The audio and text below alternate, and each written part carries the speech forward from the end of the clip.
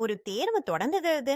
இப்போது பைபிள் நமக்கு பின்புலத்துல ஐயோபுக்கு இதுவரை தெரியாத ஒரு விஷயத்த காட்டுகிறது. இந்த இடத்துல ஐயோபின் விசுவாசத்துக்கு ஒரு சவால் இருந்தது. இந்த தேர்வு ஐயோப உண்மையில் தேவனை அவர் யார் என்பதற்காகவே நேசிக்கிறாரா என்பதை பார்க்கும் ஒரு சோதனை. குற்றம் சாட்டுபவர் ஐயோபு தேவனை நேசிப்பது அவனுக்கு கிடைத்த அனைத்து நல்ல விஷயங்களுக்காக மட்டுமே என்று கூறினார். உதாரணத்திற்கு அவனுடைய பெரிய குடும்பம் மற்றும் அவனுடைய அனைத்து மிருகங்களும்.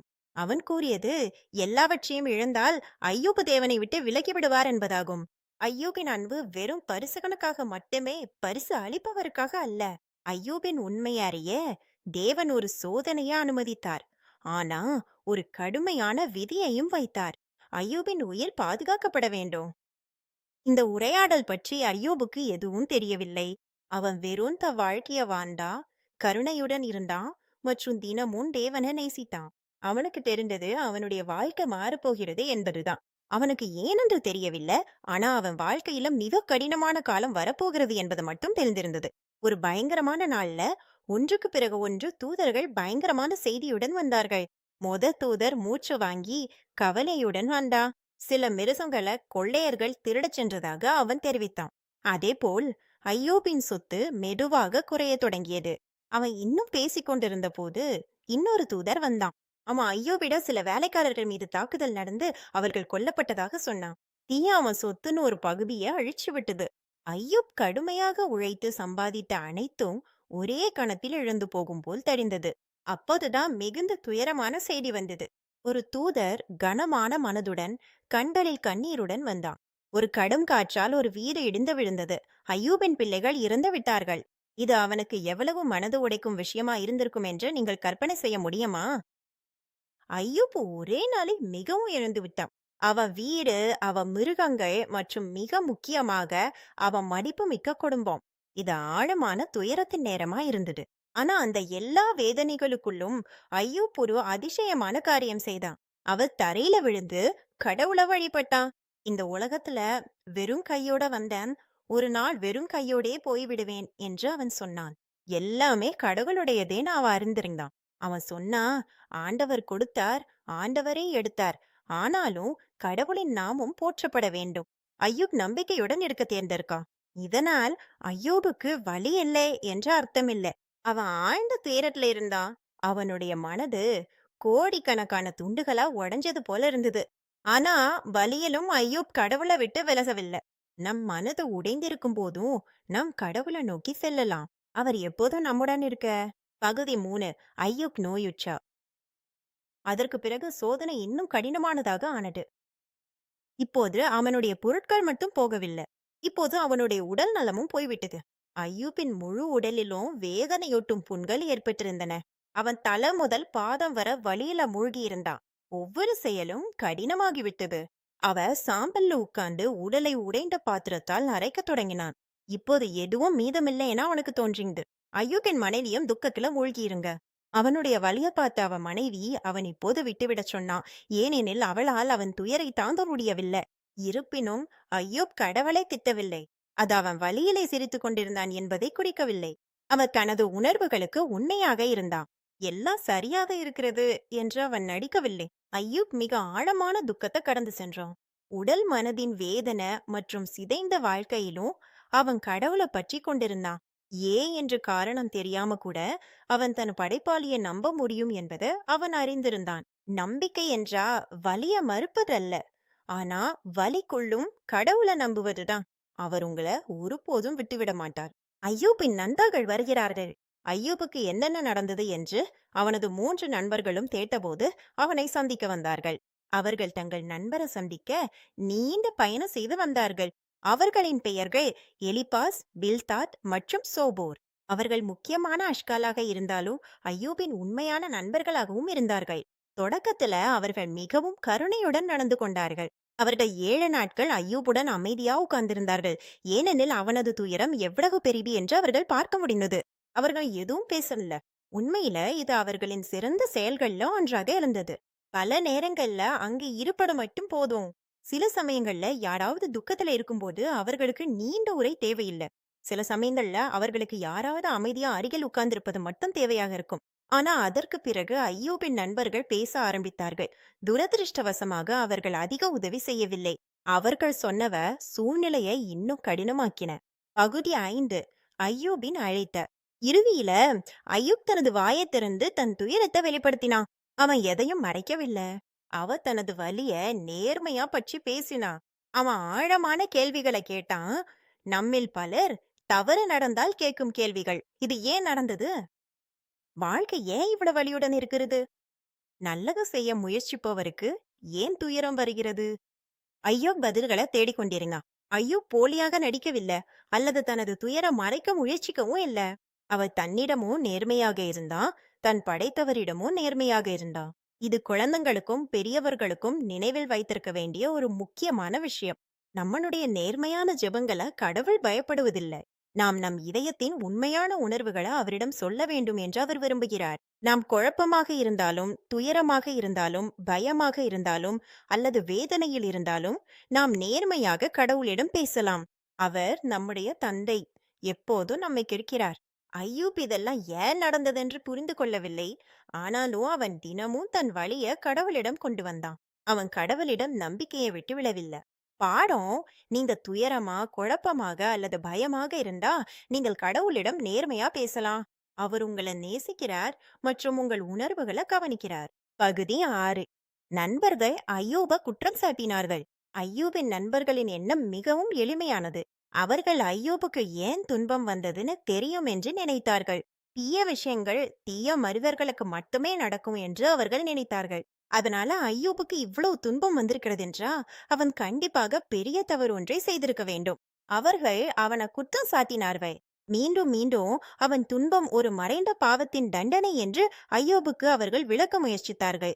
அவன் குற்றமற்றவன் என்பதை அவர்கள் ஏற்க விரும்பவில்லை. ஆனா அவர்கள் தவறாக இருந்தார்கள். அவர்கள் முழு உண்மையையும் பார்க்க முடியவில்லை. அவர்கள் வெளிப்படையாகவே நீதி புரிந்து கொண்டிருந்தார்கள். பைபிள் ஏற்கனவே ஐயோபின் சோதனை எடுக்கப்பட்டதாக காட்டியுள்ளது. அவன் எந்த மறைந்த தீமையாலும் தண்டிக்கப்படவில்லை. அவனுடைய மனது இன்னும் நல்லதாக இருந்தது. அவன் நண்பர்கள் சொன்ன அந்த பயங்கரமான செயல்களை அவன் செய்யவில்லை என்பது ஐயோப் அறிவான். அதனால அவன் தைரியமா அவர்களுக்கு பதில் சொன்னான். அவன் தன்னை பத்தி பொய் பேச அவர்களை அனுமதிக்கவில்லை. அவன் தன்னை பாதுகாத்தான். அவன் எல்லாம் அவன் கேள்விகள் கேட்டா உண்மையாக அறிந்த ஒரேவர் தேவன் என்பதா அவனுக்கு தேவனிடமிருந்து பதில் கிடைக்க வேண்டும் என்று அவன் ஆவலுடன் இருந்தான். இந்த கதையின் இந்த பகுதி கனமாக இருக்கலாம். ஆனால் இது ஒரு மிக முக்கியமான உண்மையை கற்றுக் கொடுக்கிறது. நாம் மற்றவர்களின் துயரத்தை நியாயம் செய்வதில் கவனமா இருக்க வேண்டும். நாம் அவர்களின் முழு கதையோ அறியவில்லை. மக்கள் துயரத்துல இருக்கும்போது அவர்களுக்கு குற்றம் சொல்வதை விட அதிகமா அனுதாபம் தேவைப்படுகிறது. அவர்களுக்கு அவர்களுடன் இருப்பதற்கான ஒரு நண்பர் தேவை. பாடம்: துயரத்தில் உள்ளவர்களை விரைவில் குற்றம் கூறாதீர்கள். கருணையுடனும் அனுதாபத்துடனும் இருமை. எப்படி தேவன் நம்மிடம் கருணையுடன் இருக்கிறாரோ அதுபோல் அவர் எப்போதும் நம்மை நேசிக்கிறார். ஐயூப் இன்னும் தேவனை நம்புறான்.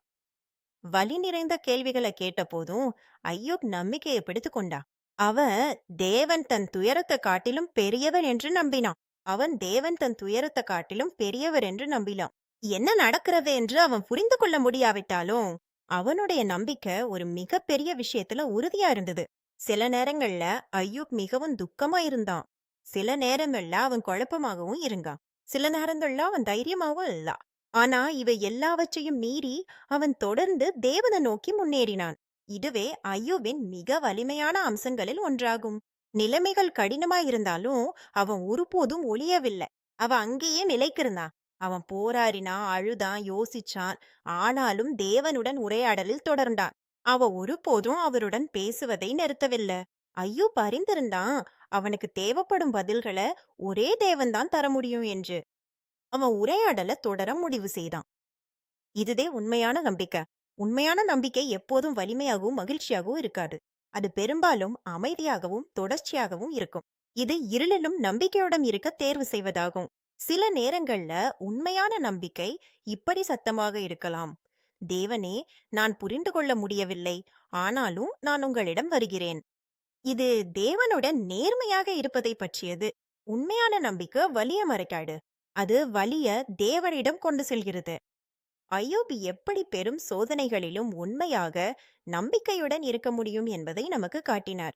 பாடம் உண்மையான நம்பிக்கை கண்ணீருக்குள்ளும் தேவனை நாடிக்கொண்டே இருக்கும். அவர் ஒவ்வொரு கணமும் உங்களுடன் இருக்கிறார், குறிப்பாக கடினமான நேரங்களில். பகுதி 8. ஒரு இளம் மனிதர் பேசுகிறார். பின்னர் எலிஹூ என்ற இளம் மனிதரும் பேசினார். அவர் ஆரம்பத்திலிருந்தே அங்கே இருந்தார். அவர் நீண்ட நேரம் அமைதியா கேட்டுக்கொண்டிருந்தார். மூத்தவர்கள் பேசிக் கொண்டிருந்த போது அவர் தனது வரிசைய பொறுமையா காத்திருந்தார். அவர் மிகவும் மரியாதையுடன் நடந்து கொண்டார். எலிஹூவுக்கு ஐயூப்பின் நண்பர்கள் புத்திசாலித்தனமா பதிலளிக்கவில்லை என்று தோன்றியது. ஆனா சில நேரங்கள்ல ஐயூபும் மிகவும் துணிச்சலாக பேசினார் என்று அவருக்கு தோன்றியது. அவருடைய பார்வை வேறுபட்டது. அவர் தேவனுடைய ஞானத்தை பற்றி பேசினார் மற்றும் மனதிலிருந்து வரும் வார்த்தைகளில் சிறியவரும் முக்கியமானதை சொல்ல முடியும் என்று அனைவருக்கும் நினைவூட்டினார். அவர் அனைவருக்கும் தேவன் மகாத்தானவர், ஞானமிக்கவர் மற்றும் மனிதர்களின் புரிதலை தாண்டியவர் என்று நினைவூட்டினார். அவர் அவர்கள் தேவன் உண்மையில் எவ்வளவு மகத்தானவர் என்பதை நினைவில் வைத்திருக்க வேண்டும் என்று விரும்பினார். நாம் பல நேரங்கள்ல விஷயங்கள் ஏன் நடக்கின்றன என்பதை புரிந்து கொள்ள முடியாது. ஆனால் தேவன் நம்மால் நினைக்க முடியாத வழிகளில் செயல்படுகிறார் என்பதை நம்பிக்கையுடன் இருக்கலாம். எலிஹூவின் வார்த்தைகள் அடுத்த கட்டத்திற்கான தயாரிப்பை உருவாக்குகின்றன. ஏனெனில் இறுதியில் ஐயூப்புக்கு மிகப்பெரிய பதில் அவனுடைய நண்பர்களிடமிருந்து வரவில்லை. அது நேரடியா தேவனிடமிருந்து வருகிறது. அதே தேவன்தான் ஐயூப்பின் ஒவ்வொரு கண்ணீரிலும் ஒவ்வொரு கேள்வியிலும் அவனுடன் இருந்தார். இப்போது அவர் பேசப் போகிறார். தேவன் புயலிலிருந்து பேசுகல. இறுதியில தேவன் புயலிலிருந்து ஐயோப்புக்கு பதிலளித்தார். இது முழு பைபிள்லயே மிக அதிசயமான தருணங்களில் ஒன்றாகும். தேவ ஒவ்வொரு விவரத்தையும் விளக்கியாரா? ஐயூப் எதிர்பார்த்தது போல தேவன் ஒவ்வொரு ஏன் என்பதற்கும் பதில் அளித்தாரா? இல்ல. அதற்கு பதிலாக தேவன் ஐயூப்புக்கு தன் சக்தியை காட்டினார். அதற்கு பதிலாக தேவன் ஐயூப்பிடம் படைப்பு, பூமி, கடல், நட்சத்திரங்கள், விலங்குகள் மற்றும் உலகத்தின் அதிசயமான செயல்கள் குறித்து பல கேள்விகள் கேட்டார். இது போல தேவன் சொல்வது போல் இருந்தது. ஐயூப், இந்த பிரபஞ்சத்துல உன் புரிதலை விட மிக அதிகமான விஷயங்கள் உள்ளன. நான் ஞானம் உள்ளவ, நான் சக்தி வாய்ந்தவ, நான் எல்லாருக்கும் ஆண்டவ. தேவன் ஐயூப்புக்கு நினைவூட்டினார், மனிதர்கள் எல்லாவற்றையும் புரிந்து கொள்ள முடியாது. இது நமக்கும் உண்மைதான். நாம் கதையின் ஒரு சிறிய பகுதியை மட்டுமே பார்க்க முடிகிறது. சில நேரங்கள்ல நாம் வலிக்கு ஒரு எளித பதில விரும்புகிறோம். ஆனா சில சமயங்கள்ல பதில் எளிதா விளக்க முடியாதது. சில நேரங்கள்ல நம்பிக்கையுடன் இருக்க வேண்டியிருக்கும். சில நேரங்கள்ல பதில் இதுதான்: தேவன் இன்னும் தேவனாக இருக்கிறார். தேவன் இன்னும் ஞானம் உள்ளவராக இருக்கிறார். தேவன் இன்னும் எல்லாவற்றையும் கட்டுப்படுத்தி கொண்டிருக்கிறார். விஷயங்கள் புயல போல இருந்தாலும் கூட. பாடம், நாம் எல்லாவற்றையும் புரிந்து கொள்ள முடியாத போதும் தேவனின் ஞானத்துல நம்பிக்கை வைக்கலாம். அவர் தாங்கள் என்ன செய்கிறார்கள் என்பதை துல்லியமாக அறிந்திருக்கிறார். பகுதி 10. ஐயோப் தன்னை தாழ்த்திக் கொள்கிறார். ஐயூப் தேவனை பேசுவதை கேட்டபோது அவர் மிகவும் முக்கியமான ஒன்று புரிந்து கொண்டார். இப்போது அவர் விஷயங்களை வேறு கோணத்துல பார்க்க ஆரம்பிச்சார். தேவனின் ஞானம் தன் ஞானத்தை விட எவ்வளவு அதிகம் என்பதை அவருக்கு உணர்ந்தது. அவர் ஏன் கேட்பதை நிறுத்தி தேவன் யார் என்பதை பார்க்க ஆரம்பிச்சார். ஐயூப் தேவனின் முன்னிலையில தன்னை தாழ்த்தி கொண்டார். இதனால் ஐயூபின் வலி உண்மையில்லை என்ற அர்த்தமில்ல. அந்த வலி உண்மையானதே. ஆனா இப்போது தேவனின் சமாதானம் அதை விட அதிகமா உண்மையாக இருந்தது. ஆனா இப்போது ஐயூப் தெளிவாக பார்க்க முடிந்தது. அவன் எல்லாவற்றையும் பார்க்கும் அந்த மகத்தானதும் பரிசுத்தமானதுமான தேவனின் முன்னிலையில் நிற்கிறான் என்று. அவன் தேவனின் கைகள்ல பாதுகாப்பாக இருப்பதாக உணர்ந்தான். ஐயூப் பதில்கள் தேடுவதிலிருந்து தேவனின் மகத்துவத்துல ஓய்வெடுக்கும் நிலைக்கு சென்றான். இது ஒரு அழகான மாற்றம். அவன் எல்லா புரிதலுக்கும் அப்பாற்பட்ட அந்த சமாதானத்தை பெற்றான். நாம் எல்லாவற்றையும் நாமே புரிந்து கொள்ள முயற்சிப்பதை நிறுத்தி தேவனை நம்புகிறோம் என்றால் நம்முடைய இருதயம் ஐயோபின் இருதயம் போல் இறுதியில ஓய்வடைய முடியும். ஐயோபின் கதை இழப்பிலிருந்து நம்பிக்கைக்கு செல்லும் ஒரு பயணம். நாம் எந்த சூழ்நிலையிலிருந்தும் கடந்து சென்றாலும் தேவன் நம்முடன் இருக்கிறார், நமக்காக இருக்கிறார் என்பதை இது நமக்கு காட்டுகிறது. அவர் எப்போதும் ஞானம் உள்ளவராக இருக்கிறார். ஐயோபின் நண்பர்கள் வருகிறார்கள். ஐயூபின் 3 நண்பர்களும் அவனுக்கு நடந்த எல்லா சம்பவங்களையும் பற்றி கேள்விப்பட்ட போது அவனை சந்திக்க வந்தார்கள். அவர்கள் தங்கள் நண்பனை சந்திக்க நீண்ட தூரம் பயணம் செய்து வந்திருந்தார்கள். அவர்களின் பெயர்கள் எலிபாஸ், பில்தாத் மற்றும் சோபார். அவர்கள் முக்கியமான நபர்கள். ஆனா அவர்கள் ஐயோபின் விசுவாசமான நண்பர்களாகவும் இருந்தார்கள். தொடக்கத்துல அவர்கள் மிகுந்த இரக்கத்துடன் நடந்து கொண்டார்கள். அவர்கள் ஐயூப்புடன் 7 நாட்கள் அமைதியா உட்கார்ந்திருந்தார்கள், ஏனெனில் அவனது வேதனையின் தீவிரத்தை காண முடிஞ்சது. அவர்கள் ஒரு வார்த்தையும் பேசவில்லை. உண்மையில அவர்கள் செய்த சிறந்த காரியங்கள்ல இதுவும் ஒன்று. பல நேரங்கள்ல அங்க இருப்பது மட்டும் போதும்,